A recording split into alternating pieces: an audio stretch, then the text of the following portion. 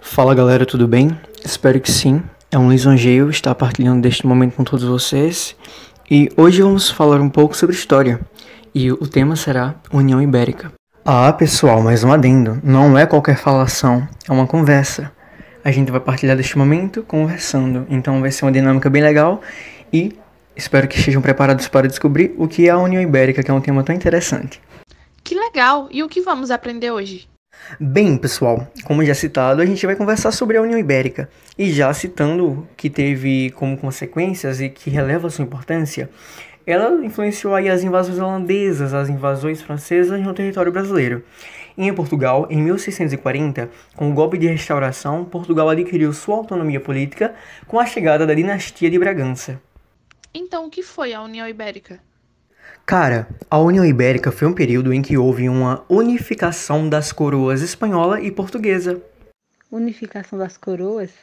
Tipo ligas metálicas? Não, mas é questionável. Mas foi mesmo uma junção de governos.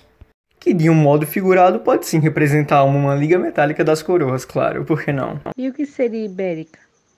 Bem, pessoal, Ibérica, pois ambos os países fazem parte e estão localizados na Península Ibérica. A Península Ibérica, ela ocupa o sudoeste da Europa e é a terceira maior península da Europa, ficando atrás da Península Italiana e dos Balcãs. Também é a mais ocidental das penínsulas europeias e isso a aproxima da África em sua ponta sul, separada somente pelo Estreito de Gibraltar.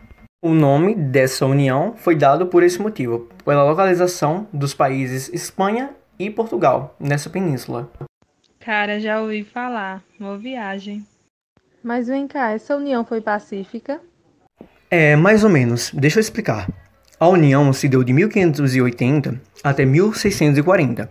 Tudo começou 2 anos antes, em 1578, quando o rei de Portugal, Sebastião, estava visualizando seu poder e viu-se apto para atacar e conquistar outro país, no caso Marrocos na África. Vamos até aí. Ah, eu já ouvi falar. É a Batalha de Alcácer Quibir. O rei de Portugal criou uma guerra para alcançar o sonho de conquistar Marrocos. Gente, e quando minha mãe falava para perseguir meus sonhos, eu imaginava que teria limites. É, pessoal, é bem por aí. Mas espera aí, como foi possível ir da Europa até a África? Me permite, é justamente o que ele acabou de citar quando falou da Península Ibérica. Ele cita também a mais ocidental das penínsulas europeias e se aproxima da África em sua ponta sul, separada somente pelo Estreito de Gibraltar. É difícil pensar, mas faz sentido, pois é óbvio que é fácil chegar de um lugar para outro há muito tempo, principalmente a partir das navegações. Mas nesse caso, a facilidade estava por conta da proximidade com a África. Isso mesmo, justamente por essa facilidade da Península Ibérica se localizar próxima à África, foi fácil para o rei de Portugal invadir Marrocos. Mas o que aconteceu depois? Obviamente ele conseguiu, né? Ele perdeu e morreu, na verdade. Isso mesmo, o rei acabou perdendo a guerra forjada por ele e acabou morrendo, justamente. E só ressaltando que isso aconteceu numa época em que os reis batalhavam, ok? Mais um caso de guerras desnecessárias, onde inocentes morreram por motivos idiotas. Continua, por favor. Claro, continuou sim. Com o rei morto, quem assumiria o lugar dele? Algum palpite? O herdeiro dele, óbvio. É, exatamente, bem por aí. Mas e se ele não tiver um herdeiro? Um parente próximo? Perfeito, ambas estão corretas. Exatamente, foi o que aconteceu. O rei não tinha herdeiros. Diz a lenda até que ele nem tentava. Bem, foi o caos, porque para uma dinastia isso era muito perigoso. Mas, para sorte, havia um tio do rei que assumiria o seu lugar, o tal do Cardeal Henrique, mas que já era meio debilitado e que só durou por 2 anos, pois já estava nas últimas. Isso tudo gerou um grande fuzuê na história. Tenso, viu? Mas e aí, o que foi que aconteceu? Ficou sem governo? Bem, é aí que entram os novos conflitos. A dinastia Avis, da qual Sebastião e Henrique participavam, estava nas últimas, e a dinastia Habsburgos estava querendo o poder. Lembrando que essa dinastia era uma das maiores e mais poderosas da Europa, que era quase dominadora do mundo, digamos assim, por alto. 3 pessoas acabaram disputando esse poder: Catarina de Bourbon, de Portugal, e Antônio I de Portugal também. E claro, Felipe II, rei da Espanha, que não deixou nada fácil. Com a morte de Cardeal e a sua retirada do trono, acabou que acontecendo essa disputa entre esses 3 pretendentes ao trono. E claro, Felipe II levou a melhor, pois além de ser poderoso e rei da Espanha, ele tinha o apoio dos nobres portugueses. Isso era basicamente o passe livre.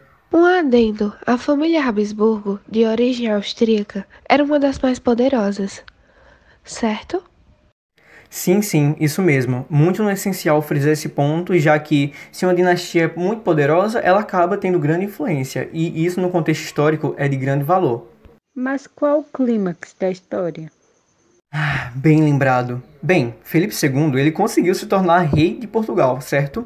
E depois começaram a surgir os problemas, porque nada é muito doce que não possa ficar amargo. Galera, Portugal sofreu diversos prejuízos financeiros. Quando a Espanha dominou Portugal, dominou também seus territórios e suas terras. Na época, Portugal tinha terras no Brasil, na costa da Ásia, na costa da África. Então, consequentemente, Espanha também possuiu uma certa patente sobre esses territórios. E esse poder todo da Espanha gerou um medo em outros países, após a Espanha já dominava outros territórios. Então, com mais territórios, isso meio que gerou um receio dela se tornar uma superpotência, por exemplo, e dominar o mundo. Então, a partir deste receio, países iniciaram conflitos contra a Espanha, entre eles a Inglaterra, França e Holanda. Essa história tá tão boa que tá parecendo até ficção. Show de bola! Então prepara os ouvidos que tem mais, tá joinha? Sabe aquele ditado que fala que quando você tá ali levando ferroada de uma abelha, as outras se aproveitam? Então, foi mais ou menos isso. A Espanha ali estava entre vários conflitos e a Holanda, vamos citar a Holanda aqui, que foi um dos principais a entrar nesse conflito, ela aproveitou esses ataques contra a Espanha para invadir o Brasil, especificamente no nosso Nordeste, e dominou de 1630 até 1654. E nesse período, os holandeses impedem os portugueses de continuar a comprar escravizados. O que são os escravizados nesse contexto? Bem, a gente sabe que envolve muito tráfico de escravos durante esse período aí da história, e não era diferente nessa parte da indústria açucareira portuguesa, da cana-de-açúcar. Então, os escravizados eram sim os africanos, e eles eram traficados e contra a sua vontade. Eram levados para serem vendidos e para trabalharem sem remuneração. Qual o motivo de escravizar alguém nesse caso específico? Cara, muito bom questionamento. Será que alguém aqui tem a resposta? Ah, essa eu sei. Uma das justificativas era a missão evangelizadora. Também era uma justificativa para escravizar os africanos infiéis. Mas, além disso, o negro era considerado um ser inferior, como uma coisa e não uma pessoa, e por isso ele não tinha nenhum direito.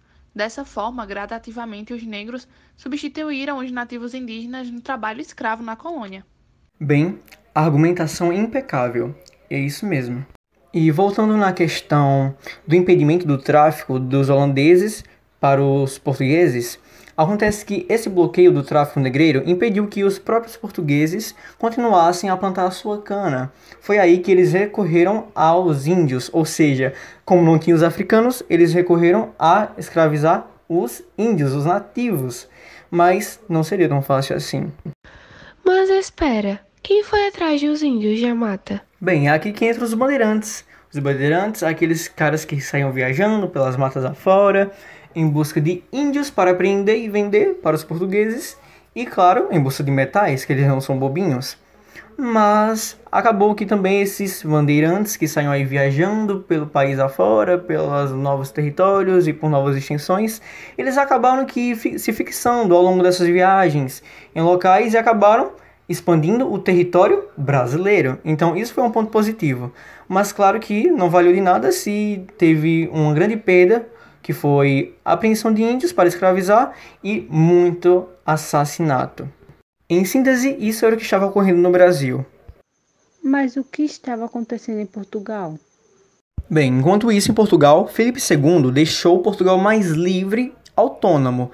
Seu filho, Felipe III, ele fez o mesmo. Já o Felipe IV, seu sucessor, acabou aumentando os impostos para Portugal, visto que a Espanha estava em diversos conflitos e até colocou nobres espanhóis no poder. A partir disso, o apoio que a Espanha possuía de Portugal se vai. E como vai ficar a situação? Cara, o que ocorre? Os portugueses resolveram buscar sua independência em relação à Espanha. E como a Espanha estava em diversos conflitos, como já sabemos, não custou para Portugal agir. Em 1640, os portugueses iniciaram essa luta pela independência, dando início ao fim da União. E eles lutaram após 28 anos. Em 1668, eles conseguiram de vez essa independência da Espanha, mas com grande perda. Grandes perdas? Como assim? Cara, custou tão alto que Portugal nunca mais pôde voltar a ser uma potência, só para ter noção. Galera, e o que aconteceu por fim? A ascensão dos Braganças, que são nossa família real. Por fim, para Portugal, problemas financeiros nunca mais permitiram a ele ser poderoso. Para o Brasil, milhares de índios foram apreendidos ou mortos. Invasões, como da Holanda, e expansão territorial. E assim chega ao fim a União Ibérica.